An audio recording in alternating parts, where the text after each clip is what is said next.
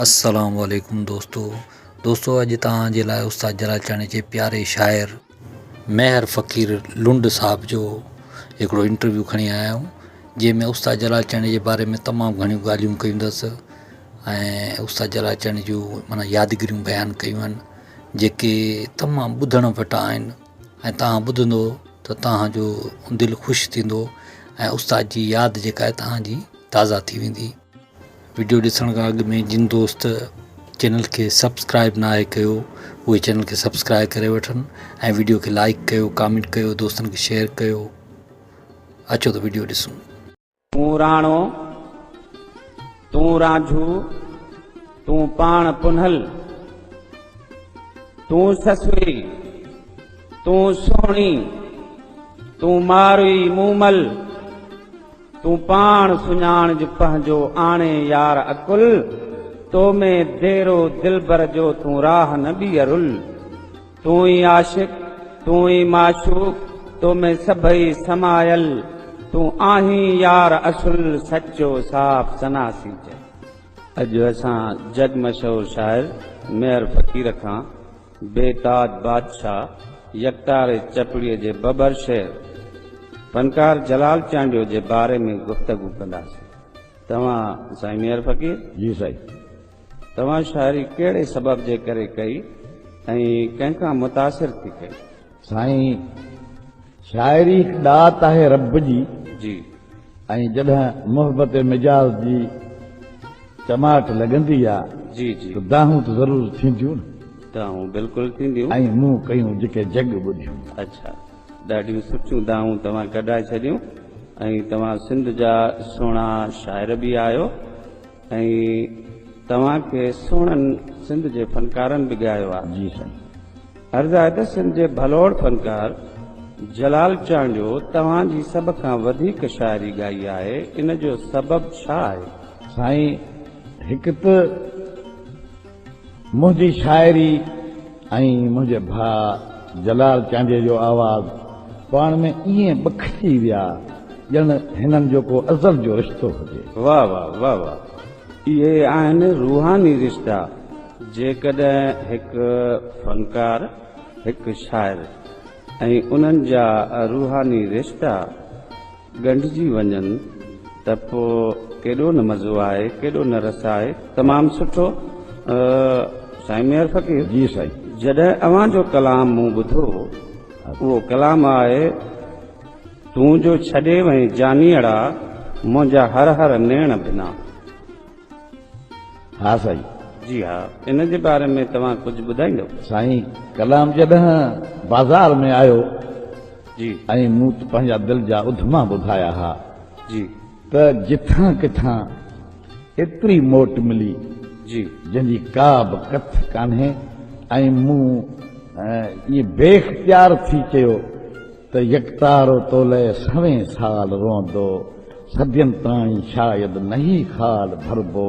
सुनी सिंध थी वई सो दुश्मन बि जमदो, वरी तो जियां को मिलणा महाल, असां खां जुदा थी वेंदाऊ जलाल। साईं मेहर फ़क़ीर जी साईं,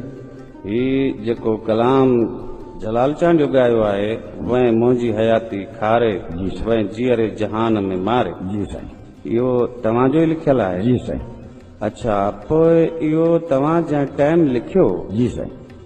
उन टाइम में तव्हांजी कैफ़ियत छा हुई हा साईं, जो ही एॾो दर्दमंद तव्हां पंहिंजो तख़ियल तयारु करे ऐं अहिड़े महबूब फनकार खे ॾिनो? जी उन जे बारे में कुझु ॿुधाईंदा त? साईं आउं पंहिंजे आज़ारनि जी ॻाल्हि त कलाम में लिखी चुको आहियां। जी जी बाक़ी इन जा शाहिद आहिनि महबूब मगसी, आफ्ताब मलिक, जी जंहिंजे अॻियां ही केस्ट थियो कलाम, ऐं भाऊ जलाल कहिड़े अंदाज़ में ॻायो ऐं उन वक़्तु मुंहिंजी कैफ़ियत कहिड़ी हुई। वाह, जीअं पखी खे तकबीर ॾेई छॾिबी आहे हा हा, ऐं उहो फटकंदो आहे, हू माण्हू शाहिद वेठा आहिनि। बाक़ी तव्हांखे हू कॾहिं कॾहिं ॿुधाए सघंदा जे तव्हांखे मिली विया त। वाह वाह, ऐं इनशाला मिलंदा दोस्त, हाल हयात आहिनि ऐं रहंदा बि। ऐं मूं हिकु बंदि लिखियो, जी अञा वेल तुंहिंजे वञण जी न हुई, जी जी,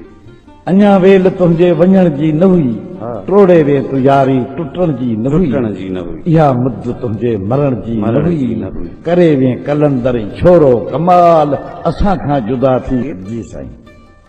ही कलाम जेको आहे जलाल चांद जो ॻायो आहे तुंहिंजे चेहरे जी चांडराण चुमा जी साईं त छा तव्हांजो महबूब जी साईं एॾो हसीन एॾो सुहिणो जंहिंजो चेहरो तमामु ख़ूबसूरत हुयो जंहिंखे ॾिसी करे तव्हां ही अक्स पंहिंजे कलाम में चिटियो आहे जी साईं इन जे बारे में कुझु ॿुधाईंदा त महिरबानी साईं मुमताज़ अमीन सनासी साहब जी जीअं महबूब खे मुंहुं ॾिठो हा हा त ख़ुदा जो कसम ही मुंहिंजो कलाम हुनजे हुस्न खां केतिरो घटि हो वाह ऐं मां शर्मसार थियुसि त मां हुनजी पूराई न करे सघियो आहियां छा लिखी छा लिखां छा लिखी छा लिखां वाह वाह अञा वधीक हो वाह त भाऊ जलाल जे लाइ बि हिकु बंद आहे जी ओ ताकी मुजाहिद सखी मुंहिंजा यार हा हा ओ ताकी मुजाहिद सखी मुंहिंजा यार महिमाननि जी तो वटि हूंदी हुई कतार सैयद ज़ात सां बि हो तुंहिंजो प्यार सफ़ा साफ़ सूफ़ी हो तुंहिंजो ख़याल असां खां जुदा थी वे भाऊ जलाल तमामु ख़ूबसूरत ऐं मूं ॿुधो बि आहे त जलाल चांडियो जी ओताक ते जो माण्हू वञे थो जी साईं महिमान जी हैसियत में जी साईं त उनखे तमामु सिंध जी तहज़ीब सकाफ़त जी साईं खे उजागर रखंदे जी साईं ऐं उजागर कंदे ऐं कंदा रहिया आहिनि जी साईं तो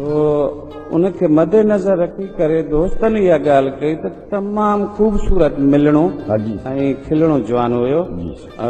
छा ईअं हुयो इहो साईं शहर कूड़ कोन आयो आहे वाह वाह वाह वाह तमामु ओताकी मुजाहिद सखी वाह वाह वाह ऐं महिमान नवाज़ हींअर फ़क़ीर जी साईं ही कलाम जेको जलाल चांद जो वरी बि तव्हांजो हिकिड़ो तफ़ेल ॻायो आहे जी साईं मुंहिंजी क़िस्मत में तोखां धार रहण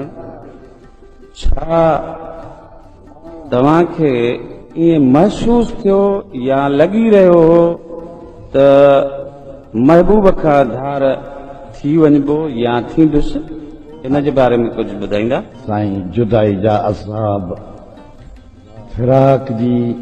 हिकिड़ी फरही जॾहिं शायर जे हथ में अचे थी ऐं उनवान बि अची था वञनि ऐं सच पुछो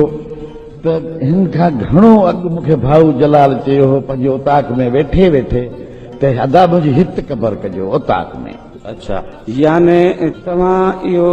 पंहिंजो महबूब इन कलाम जे हिसाब सां जी जलाल चांडियो खे बनायो जलाल चांडियो वाह वाह वाह वाह तमामु ख़ूबसूरत कोई ॻाल्हि कई उन जॻह ते मूं हिकिड़ो बंदि लिखियो जी जी इरशाद त तुंहिंजे कान ॿुढड़नि ॿारनि रुनो वाह तुंहिंजे कान ॿुढड़नि ॿारनि रुनो सिंधियुनि सबाझनि संघारनि रुनो घरनि रुनो बलोचन ऐं पंजाब वारनि रुनो रुनो वाह मूं बि त रोई पुसाया रुमाल असां खां जुदा थी वे भाऊ जलाल